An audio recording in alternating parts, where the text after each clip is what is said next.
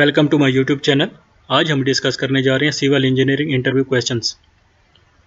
हमने जो series start की हुई है इंटरव्यू क्वेश्चंस की, उसका ये पार्ट 5 है। पहले इस पे पार्ट 4 आ चुके हैं, जिनमें हमने मुख्तलिफ़ किस्म के सिविल इंजीनियरिंग के रिलेटेड इंटरव्यू क्वेश्चन डिस्कस किए हैं। तो आज हम जो इंटरव्यू क्वेश्चन डिस्कस करेंगे वो तकरीबन सिविल इंजीनियरिंग को हर फील्ड को कवर करेंगे। चाहे आप एज ए साइट इंजीनियर काम करना चाह रहे हैं, साइट सुपरवाइज़र काम करना चाह रहे हैं, या आप एज ए क्वांटिटी सर्वेयर काम करना चाह रहे हैं, तो ये वीडियो आपके लिए बहुत इंपॉर्टेंट होने वाली है। तो हम क्योंकि इस वीडियो में हम तमाम वो क्वेश्चन जो है ना डिस्कस करेंगे जो कि as a site engineer, as a site supervisor, as A quantity surveyor के तौर पे आप जब इंटरव्यू देने जा रहे हैं तो आपसे इंटरव्यू में पूछे जा सकते हैं। तो वीडियो शुरू करने से पहले मेरी आपसे गुजारिश है कि मेरे चैनल को ज़रूर सब्सक्राइब करें, और अगर ये वीडियो आपको अच्छी लगी और यहाँ इससे कुछ सीखने को मिले तो आप इस वीडियो को ज़रूर लाइक करें। वीडियो स्टार्ट करते हैं। वीडियो का हमारा पहला क्वेश्चन क्या है, what is bending moment and shear force. कि बेंडिंग मोमेंट और शेयर फोर्स क्या चीज़ होती है। ये अगर आप एक फ्रेश इंजीनियर हैं तो उसके लिए ये बहुत ही इंपॉर्टेंट क्वेश्चन है, क्योंकि ये जब आप as a fresh engineer interview देने जाएंगे तो आपसे ये क्वेश्चन लाजमी पूछा जाएगा कि what is bending moment and shear force. के शेयर फोर्स और बेंडिंग मोमेंट क्या होता है, पहले डिस्कस कर लेते हैं shear force. Shear force is algebraic sum of the vertical forces on either side of the section of the loaded beam. Let's say कि हमारे पास क्या है कि हमारे पास एक बीम है, ठीक है, ये सिंपली सपोर्टेड बीम है, इसके ऊपर जो है ना बहुत सी लोड लगे हुए हैं, ठीक है, इस तरह के। ठीक हो गया। हम क्या करते हैं कि जब हमने यहाँ पे रिएक्शन फाइंड करने हो, ठीक है, तो हम क्या कह देते हैं कि लेट्स से ये हमारे पास ए पॉइंट है और ये बी पॉइंट है, तो हम क्या करते हैं कि sum of shear forces at A is equal to 0 या sum of forces at B is equal to 0।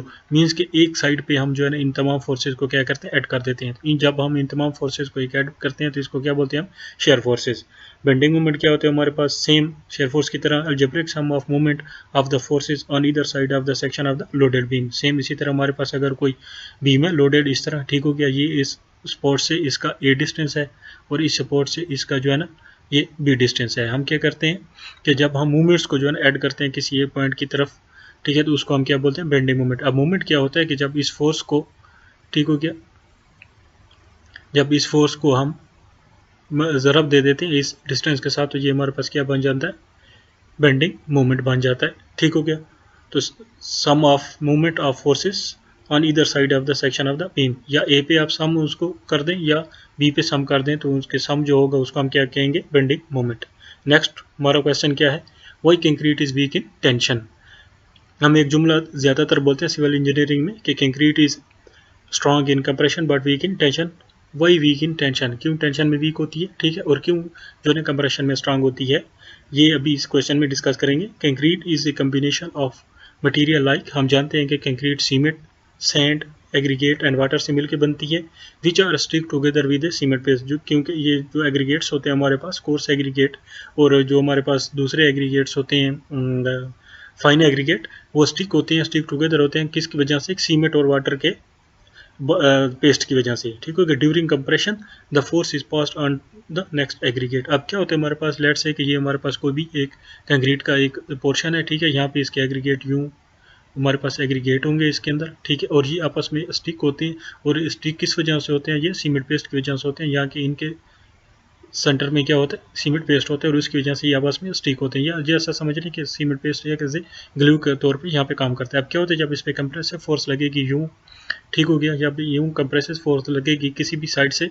ठीक है, तो ये क्या करेगा कि ये इस एग्रीगेट पे जब फोर्स लगेगी तो ये इस फोर्स को आगे इसे एग्रीगेट पे पास करेगा, पार्टिकल पे पास करेगा, ये उसको आगे पास करेगा, ये उसको आगे पास करके सेम इसी तरह वो उसको इधर पास करेगा। लेकिन जब क्या होता है कि जब इसको टेंशन फोर्स इस पे अप्लाई होती है तो ये क्या करते हैं, टेंशन फोर्स यूँ अप्लाई होती है आउटवर्ड, तो ये क्या करता है कि ये इधर खींचता है, ये इधर खींचता है। अब इनके दरमियान अगर बॉन्ड सख्त होता, ठीक है, ज़्यादा बॉन्ड मजबूत होता, तो ये जो है ना एक दूसरे को ना छोड़ते, लेकिन ये जो बॉन्ड होता है ये टेंशन फोर्स से कम होता है, तो इसलिए जो है ना इनमें टेंशन फोर्स क्या होती है, कम होती है। During tension aggregate try to pull each other away and the bond holding concrete is broken. जो कंक्रीट होल्ड, जो बॉन्ड होल्ड किया होता है कंक्रीट को, वो ब्रेक हो जाता है, तो इसलिए भी concrete is weak in tension and strong in compression.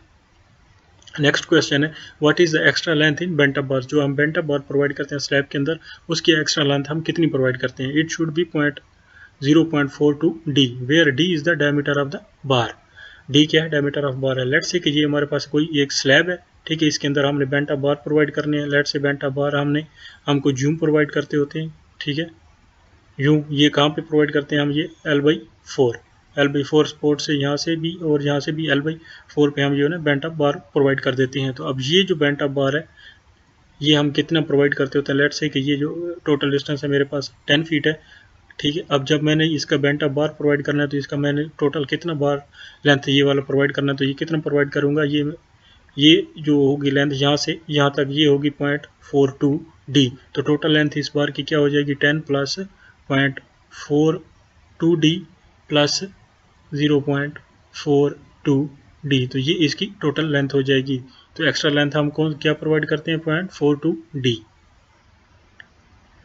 What is creep, ठीक है, कि क्रीप क्या चीज़ होती है। Creep is the deformation in concrete that take place when it is continuously subjected to a load for a long period of time। Creep क्या है, एक डिफॉर्मेशन है कंक्रीट के अंदर। अगर कंक्रीट का कोई भी स्ट्रक्चर है उसको आपने जो है ना लॉन्ग टाइम के लिए उसके ऊपर लोड लगा दिया तो उसमें जो डिफॉर्मेशन आएगी उसको हम क्या बोलेंगे क्रीप। लेट्स से कि ये मेरे पास एक बीम है, इसके ऊपर जो है ना यहाँ पे लोड लग रहा है, ठीक हो गया, और लोड लगा है, ठीक है, और कुछ अरसे के बाद 1 साल बाद 2 साल बाद इसमें जो है ना थोड़ी सी डिफॉर्मेशन आ गई है, ठीक है, यूँ। तो इसकी जो ये डिफॉर्मेशन है ये लॉन्ग पीरियड ऑफ टाइम के बाद इसको हम क्या बोलेंगे क्रीप। तो इससे रिलेटेड आपसे ये क्वेश्चन भी पूछा जा सकता है कि what is difference between creep and shrinkage, कि श्रिंकेज और क्रीप में क्या डिफरेंस है। तो ये पिछली वीडियोस में हम डिस्कस कर चुके हैं, तो आप पिछले पार्ट जरूर देखें, उनके लिंक आपको डिस्क्रिप्शन में मिल जाएंगे। नेक्स्ट हमारे पास क्वेश्चन है कि what is honeycomb in concrete, के हनीकॉम्ब का क्या मतलब होता है कंक्रीट के अंदर। Honeycomb are the hollow spaces and cavities left in concrete mass on surfaces or inside the concrete mass which is caused by the mortar not filling the spaces between aggregate particles, ठीक है। अब हमारे पास एक इसमें दो चीज़ें आ गई, एक ये कि हनीकॉम्ब क्या चीज़ होती है और दूसरा कि हनीकॉम्ब किस वजह से होते हैं। हनीकॉम्ब हमारे पास ये होता है, लेट्स से कि ये हमारे पास एक कॉलम है, इसकी हमने कंक्रीट की है, ठीक है, कंक्रीट की है, और इसके ऊपर इसके बाद हमने इसका फॉर्म रिमूव किया, तो इस तरह हमारे पास जो है ना हमें कुछ इसके ऊपर एग्रीगेट नज़र आ रहे हैं जिनमें जो है ना पोर्स हैं, जिनमें ये जो स्पेसेस हैं एग्रीगेट के दरमियान में वो वाइड से खाली हैं। क्यों खाली हैं, क्योंकि उनके दरमियान में जो है ना मोटर फिलिंग नहीं हुई है, ठीक है। Mortar filling mean cement sand और वाटर का पेस्ट इनके दरमियान में नहीं आया, सिर्फ एग्रीगेट नज़र आ रहे हैं सरफेस के ऊपर, तो इसको हम क्या बोलते हैं हनीकॉम्ब बोलते हैं। और ये क्यों आते हैं, यही मोटर नॉट फिलिंग की वजह से, ठीक है, क्योंकि इनके दरमियान में मोटर और ये चीज़ें फिल नहीं होती तो इस वजह से आ जाती हैं। और दूसरी वजह ये भी हो सकती है आपने जो है ना वाटर से रेशो ज़्यादा कर दिया है, और भी बहुत सी वजूहत हैं, लेकिन मेन वजह यही है, ठीक हो गया। इसके बाद क्या है हमारे पास कि some important unit conversion as a civil engineer, आपको जो है ना यूनिट कन्वर्जन का पता होना चाहिए, क्योंकि आपके से इंटरव्यूज़ में तकरीबन हर इंटरव्यू में पूछे जाते हैं, ठीक है। अगर आप एक site as a site engineer काम करने जा रहे हैं, ठीक है, तो उसके लिए आपसे ये पूछे जा सकते हैं 1 feet is equal 12 inches, 1 inch is equal to 8 सूत्र, 1 square metre is equal to 10.75 square feet and 1 cubic metre is equal to 35.32 cubic feet. अब हमारे पास जो एक फीट होता है, सॉरी एक मीटर होता है हमारे पास, वो बराबर होता है 3.281 फीट के, ठीक हो गया, 281 फीट के। अगर हमने स्क्वायर मीटर मालूम करना है तो इसको हम इसका स्क्वायर ले लेंगे, ठीक है। अगर इसका हमने इसी मीटर का जो है ना हमने क्यूब मालूम करना है तो ये 3.281 का क्यूब हो जाएगा। तो इस तरह जो हम इसका क्यूब लेंगे तो हमारे पास ये रिजल्ट आ जाता है। नेक्स्ट क्वेश्चन क्या है हमारे पास कि what is the formula to calculate the weight of the steel in KG per metre. As a civil engineer आप को वेट ऑफ स्टील निकालना आना चाहिए, और आप as a quantity surveyor job interview के लिए जा रहे हैं तो आपसे ये बेसिक क्वेश्चन है जो कि हर तकरीबन क्वांटिटी सर्वेयर के हर इंटरव्यू में पूछा जाता है कि हम जो है ना वेट ऑफ स्टील कैसे कैलकुलेट कर सकते हैं इन केजी पर मीटर, या केजी पर फीट भी आ सकता है। अगर केजी पर मीटर वॉल्यूम करना है तो उसके लिए हम ये फार्मूला यूज़ करते हैं D square by 162.162 where D is the diameter in mm, और ये जो जहाँ पे जो डायमीटर होगा वो हमेशा mm में होगा। लेट्स से कि ये 10 mm डायमीटर है बार का, तो यहाँ पे 10 इंटू 10 डिवाइडेड बाई 162.162 होगा। और अगर केजी पर फीट में आपको चाहिए तो आप डी स्क्वायर बाई 52.456 यूज़ कर सकते हैं। वैसे कि हम प्रीवियस वीडियो में डिस्कस कर चुके हैं।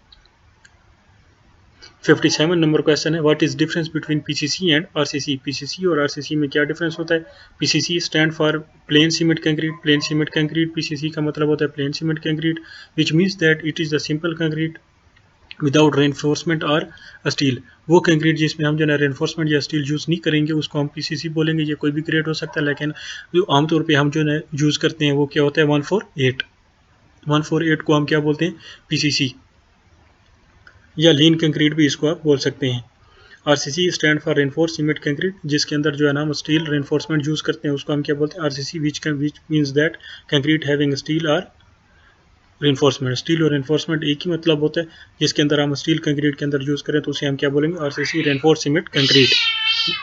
58 हमारे पास क्या है, what are the two methods of taking levels और मेथड ऑफ लेवलिंग। ठीक है, ये सर्वे का एक क्वेश्चन है। ठीक है, एज ए जो आप अगर सर्वेयर है कोई, ठीक है, उससे ये पूछा जा सकता है कि what are the method of levelling. ठीक है, कि मेथड ऑफ लेवलिंग के लेवल हम किस तरह लेते हैं, तो इसके दो मेथड है। एक मेथड है लाइन ऑफ कॉलिमेशन मेथड या हाइट ऑफ इंस्ट्रूमेंट मेथड भी इसको बोलते हैं, और दूसरा है rise and fall method. 59 number हमारे पास क्वेश्चन है, what is difference between total station and theodolite. ये भी इस सर्वे से रिलेटेड क्वेश्चन है कि टोटल स्टेशन और थियोडोलाइट में क्या डिफरेंस होता है। ये एक सिविल इंजीनियर से भी पूछा जा सकता है कि थियोडोलाइट और टोटल स्टेशन में क्या फर्क है। Theodolite only measures the horizontal and vertical angles. ठीक है, थियोडोलाइट हॉरिजॉन्टल और वर्टिकल एंगल मेजर करता है, जबकि total station not only measures the horizontal vertical angles but also measure the distances. लेकिन जो टोटल स्टेशन होता है वो सिर्फ जो है ना एंगल और वर्टिकल और हॉरिजॉन्टल एंगल मेजर नहीं करता बल्कि डिस्टेंस भी मेजर करता है। इन सिंपली ये कि थियोडोलाइट जो है ना वो सिर्फ एंगल मेजर करता है, टोटल स्टेशन जो है ना वो एंगल और डिस्टेंस दोनों मेजर करता है। 60 नंबर क्वेश्चन है, what is mean by the scale 1 centimetre is equal to 1 metre shows on drawing. ठीक हो गया, कि जो स्केल लिखा होता है ड्राइंग के ऊपर कि 1 centimetre is equal to 1 metre, तो इसका क्या मतलब होता है। इसका ये मतलब होता है कि 1 centimetre on drawing is equal to 1 metre on ground. Let's say कि ये आपके पास एक पेज ड्राइंग का पेज है, इसके ऊपर अगर कोई मेजरमेंट है, ठीक है, ये 1 सेंटीमीटर है, ठीक है, कोई भी लाइन है किसी भी चीज़ की, रूम की, किसी भी चीज़ की, तो ये ड्राइंग के ऊपर 1 सेंटीमीटर, तो ग्राउंड के ऊपर ये क्या होगा, 1 मीटर होगा। ठीक है, तो इसलिए इस स्केल का यही मतलब होगा 1 centimetre on drawing is equal 1 metre on ground. Difference between the one way slab, बहुत ही इंपॉर्टेंट क्वेश्चन है, ठीक है, और बहुत ही कंफ्यूजिंग क्वेश्चन है। टू वे स्लैब शॉर्टली, ठीक है, कि वन वे और टू वे स्लैब का क्या डिफरेंस है इनका, या what is one way and two way slab.